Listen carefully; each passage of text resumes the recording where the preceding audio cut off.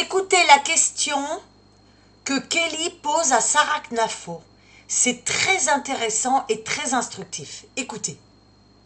Bien évidemment. Avant de parler de l'USAID et des répercussions éventuelles en France, pourquoi est-ce qu'on ne peut pas faire la même chose? On est à un mois quasiment, parce que vous partez demain, je le rappelle, donc pour ce sommet des conservateurs, on est à un mois du bilan de l'arrivée de Donald Trump au pouvoir, le 20 février, le 19 janvier. Est-ce que vous pouvez faire un bilan au niveau Israël, au niveau des ingérences, au niveau de ce qui a été dit, au niveau de ce qu'il a fait concrètement, au niveau de cette guerre en Ukraine qu'il a dit qu'il veut arrêter en un mois? Oui, il l'avait dit. Quel est votre bilan, votre regard sur son bilan? Déjà, c'est intéressant qu'au bout d'un mois à peine, on s'intéresse à son bilan. Si on était cruel, on demanderait quel est le bilan de François Bayrou en 3 mois.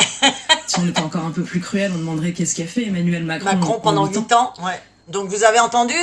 Voilà, Donald Trump, eh bien, c'est ce que je dis, il parle et il passe à l'action. En France, il parle, mais il n'y a pas d'action. Mais pour avoir de l'action comme Donald Trump, eh bien, il faut du courage. Il faut, comme on dit, oser.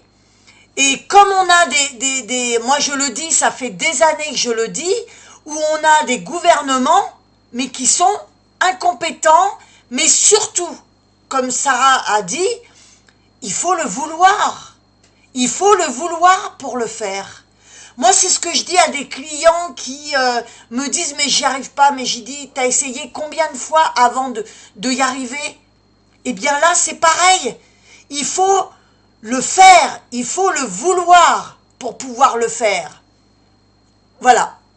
Toute la différence entre Trump et la Macronie.